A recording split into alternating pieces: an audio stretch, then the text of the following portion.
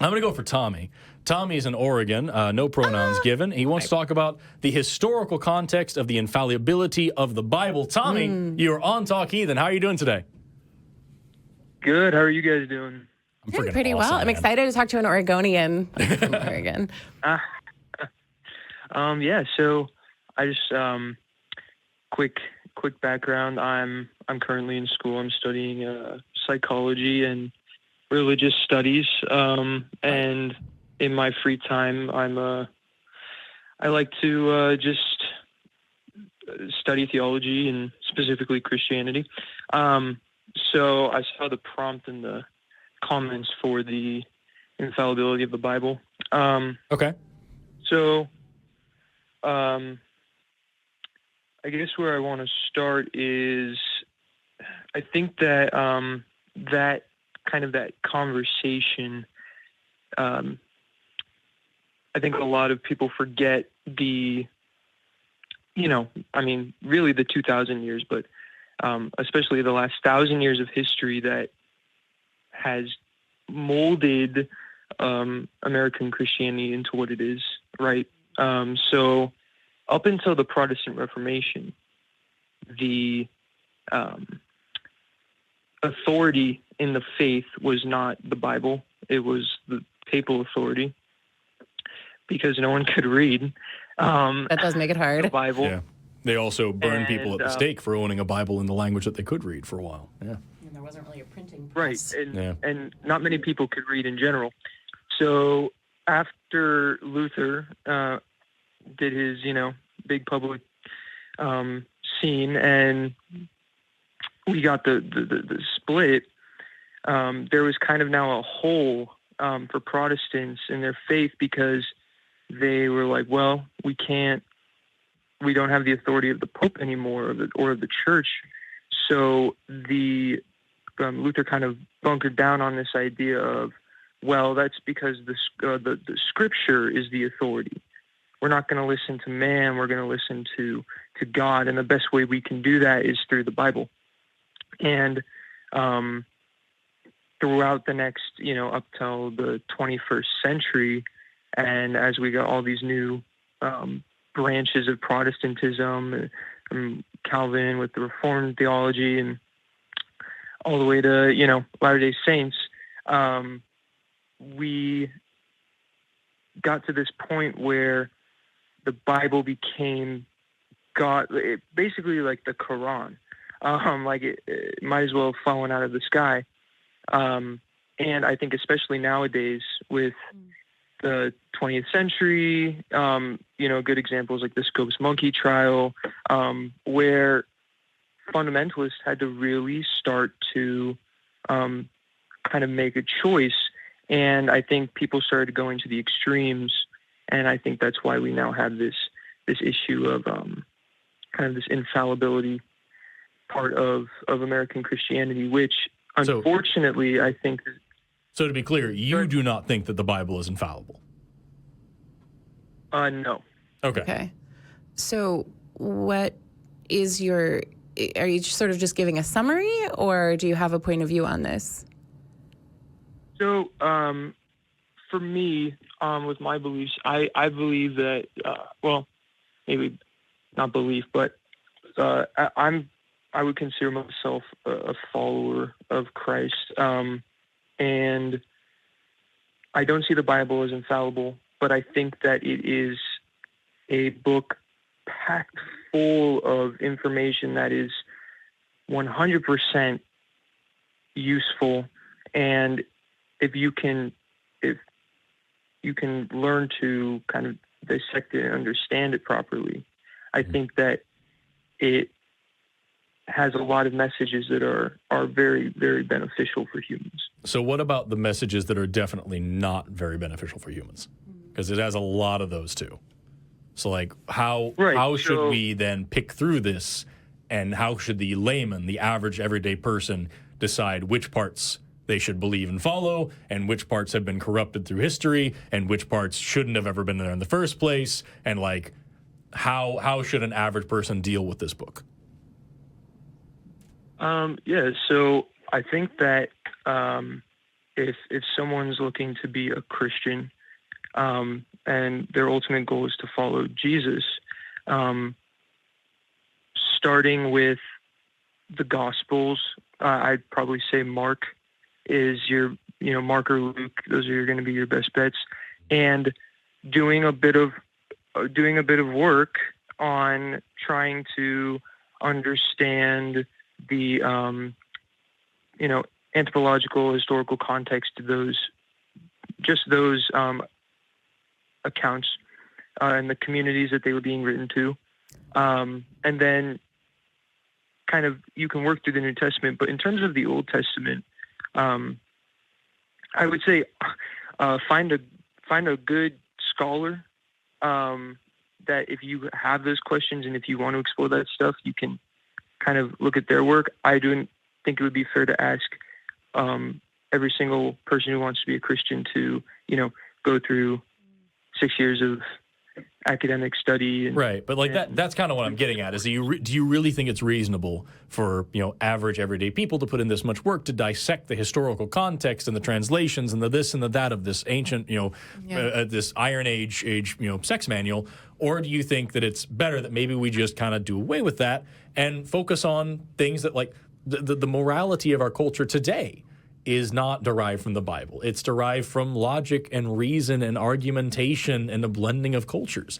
So, why not just encourage people to be good people and participate in the society that they're in and adopt universal principles of morality rather than saying, here's this book, and you should explore this book because it'll make you a better person. Just don't read these parts. And when you do read these parts, remember these certain things. And when you get to this section, you need to go find a Bible scholar, and he's going to tell you what to do with it. Don't you think it's a little easier just to, do away with this outdated technology? So I think if someone's not interested in a spiritual component to their life, and they're simply looking for a simple moral code to live by, there are some great philosophical viewpoints, even if they even wanted to go a step further than just figuring out for themselves. There's some great philosophers from history that have come up with some great ways to live. But I think if you're talking about spirituality, which having a spiritual component to your life in any form or fashion is very beneficial. Then reference needed. I would debate that with you, but I'm not going to go down that rabbit trail. Please finish what you were saying. If Jesus is somebody that you want to follow spiritually, then I would say the Bible is still very important. I guess I'm a little curious because you're mentioning that I guess if you want to follow Jesus, the Bible probably matters. But it's sort of like saying if you want to follow Jesus, then read about Jesus. Okay, great. Why is this better than any other kind of spirituality if you want one? You kind of threw a passing reference into the Quran, but I don't really see why studying the Bible and being a Christian is somehow superior, at least from anything you've said. You've basically said the Bible's useful. A lot of things can be useful. They're not necessarily good things. If I break my ankle, it can be useful because then I start working out and all of my joint muscles become better after that to rehab my ankle. Sucked that I broke my ankle, though. So I don't know. I guess I have two questions. One being, why is this superior to any other kind of spirituality? And the other being, you've said this is useful. Why? How is it uniquely useful? Okay. So, I'll preface this with, I'm still learning. We all are. Yep. I through my studies, there's a French polymath. His name is René Girard. Have you guys heard of him? That sounds familiar, but I couldn't tell you anything about it. I'm here on this show. I don't have anything in front of me. I do love you dropping the word polymath, though. That's a good word. That's a very good word. Yeah. So he in the late 20th century, he was working on this idea that he coined mimetic theory, and out of it he kind of built this theory of religion, which focused on violence of humans in communities, and specifically sacrificial violence, and kind of how that built religion. And he outlines this idea that when communities are in conflict, the way that they resolve that conflict and unify is creating a scapegoat in the community, and killing them is a way to appease that kind of appease the conflict. And so he went back, and he's seeing that this theory or this kind of outline is all across myth and stories across human history, and that he got to the Bible, and specifically the Passion narrative. Mm-hmm. And in all of the myths leading up to this, it's always either there was two victims that he saw. There was the kind of just the sacrificial victim, one who's convinced that they deserve this, and so they willingly go. Think of like kind of, I'm not 100% sure this is fact, but I'll just use the example because I've heard it. Like how people would line up to be sacrificed in ancient South American communities. And then the other type of victim was the retributive victim, which we see in Judaism, right? Where it's, no, I don't deserve this. And in fact, you guys are the ones that deserve to be sacrificed or to be killed. And they demand justice and retribution. And when we get to Jesus, he breaks that all down when he's on the cross and forgives his enemies. Is the premise here then that Christianity is uniquely useful because the scapegoat was a perfect person? Is that kind of the idea here? That he was the forgiving victim. Okay, but that he breaks the cycle of violence, but he kind of tears down this. Sorry to interrupt. You can't really say that Christianity broke a cycle of violence or broke a need for scapegoats and sacrificial victims. It was only in, I believe it was the 1970s with Vatican II, that the Catholic Church finally said we don't blame all Jewish people for the crucifixion of Jesus. It kind of feels like if we look at this historically, which I think we should, that he doesn't break down the cycle of violence. He just provides a different kind of justification. Yeah, I also want to throw out there, like you mentioned that like this is unique because Jesus sacrificed himself. He's not unique in doing that. I just Googled list of gods that sacrificed themselves. And the first one here is in Aztec mythology, Nanahuatzin sacrificed himself. He was the most humble of all gods who sacrificed himself in fire so that the earth would continue to have the sun. And then he became the sun god in doing so. And then here's a Reddit thread that mentions Prometheus, which is one of my favorite literary characters. And right away, Prometheus was crucified and tortured for all eternity because he gave people hope and fire and things like this. And so like it's not a unique doctrine to say, okay, this guy sacrificed himself versus this person was sacrificing, and now here's this person giving himself and he becomes a god in doing so. Like these are, yes, themes of sacrifice do surround religious tradition, sure. But like the Jesus story at face value is not unique at all. And also it's not necessary anymore because we no longer have that mindset that we used to have when we were hunter-gatherers or early civilization. We're like, well, I have to give all this stuff, sacrifice this stuff in order to get the sun to rise tomorrow. Now we can like function in more civilized ways. So like, I don't think that your narrative here about like the uniqueness or the specialness or whatever of this passion model are either useful for society or give any credibility to the religion at all. I guess also on that. Sorry. Oh, you can go ahead. Just on the theme of self-sacrifice, moms throughout history have sacrificed quite a bit, even to just reproduce the first time. All of these examples are male, which is, history is what it is. Mm-hmm. But putting it out there, the idea of being self-sacrificial, throw just female existence in there. Of course. Yeah, of course. And yeah, I'm not claiming that self-sacrifice was the idea of self-sacrifice was created with Jesus' death. Obviously, self-sacrifice has probably been going on since humans, since we transitioned into Homo sapiens. But not even us. There's other species that do it too.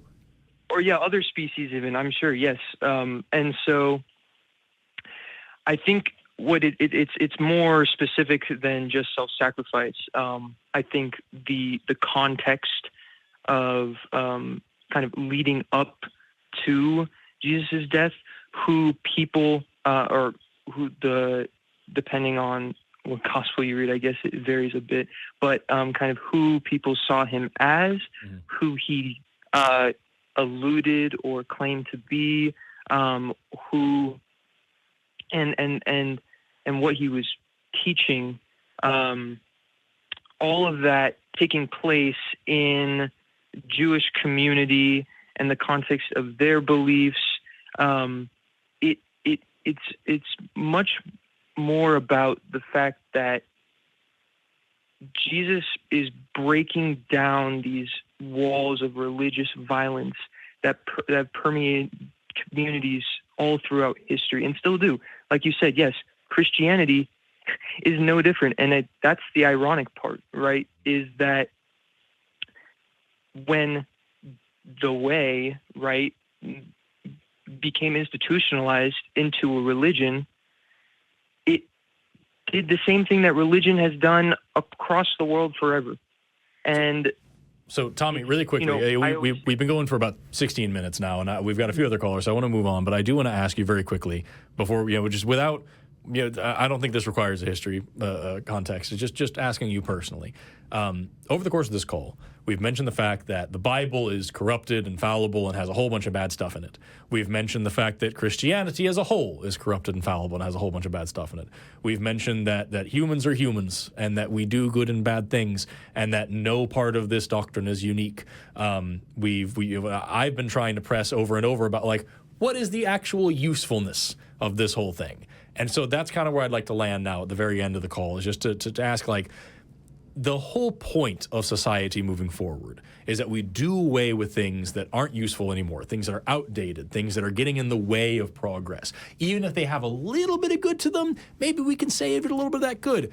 There's not a single thing that a religious person, Christian, Muslim, whatever, can do or can say that is good that an atheist also couldn't do or say that's good. But I can give you a laundry list of things that religious people have done and would do that are evil that an atheist would never do for these reasons. So, at the end of the call, I just want to know, again, why do we need this? Why is this useful? If it isn't true, then shouldn't it be done away with? And if you think it is true, if you think that the story of Jesus is a real thing, still, why do we need this particular doctrine, this particular structure, this particular way of life, this particular religion? Why is this thing right here the actual only way to do it? So I would say that the example that Jesus sets in the Gospels and the teachings that he gives us of forgiving our enemies, or loving our enemies, and forgiveness and compassion, and not having these imaginary borders between people, that we're all brothers and sisters and we're all children of the Father. That idea is something I think is very profound, and I think it's something that's missing from the world, especially right now. But isn't there a way to I teach think those kind of information, those kind of ideals without the baggage of Christianity? Like Sophia and I are good people, I like to think. Yeah, well. We work pretty hard to make the world a better place. Sorry. I can speak for myself. I dedicate my entire career to trying to make the world a little bit less shitty than it was when I got here. Donate a lot to charity, raise a lot of money, try to help people where I can, give a sandwich to a homeless guy. And I don't believe in any of this. So can't we all adopt those ideals without the additional baggage of Christianity? Isn't that possible or useful? I mean, flip, dude. Santa Claus teaches all the same things that you just taught. Be good, be kind. We're all brothers and sisters. Of course it is. And you know, I think there are a lot of people in this world that are a lot more Christian than a lot of Christians are. I think that, yeah, if someone, like I said towards the beginning of the call, if someone's not interested in a spiritual component to their life, and really they're not looking to kind of tie this into maybe some bigger picture that, only be really subjective and in their own head, that I would still say, sure, an atheist living by the principles of forgiveness and compassion and not making enemies and self-sacrifice will be awesome. I feel like we're kind of going around in circles here because we're like, why is it unique to this? Why not drop all of the other things that come with what has become this, what we all agree is a corrupt religion, and just live this way? And you're like, yeah, but then also spirituality. And we're like, you can get spirituality from somewhere else. And then we kind of keep going into this, we're having the same conversation sort of over and over. Yeah.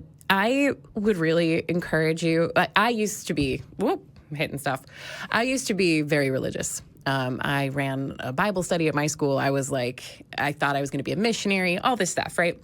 And for me, it was really helpful in these sorts of discussions to write my premise out first and test that. I feel like you have a lot of sort of premises here, things you can say, okay, the Bible is a uniquely good way to accomplish these goals. Test that theory. That's something you can do, like Google, or like I just called you Google, like Forrest just did, with the Google box. I'll take that as a compliment. All right. Yes, Mr. Google here. It's something that you can kind of do on your own. And not to say that we wouldn't want to talk to you again, because absolutely we would. I feel like you're on this really interesting intellectual journey. I feel like you're really smart. And I do want to know where this goes for you. But I also feel like some of this, I think you can push your own thinking here. And I'm excited to see where that would lead you if you just start testing your own ideas a little bit. Definitely. Okay, yeah. And I appreciate you guys talking. Hey, thanks so much, Tom. Yeah, we thanks for appreciate calling. you. Have an awesome rest of your day, man. Take care.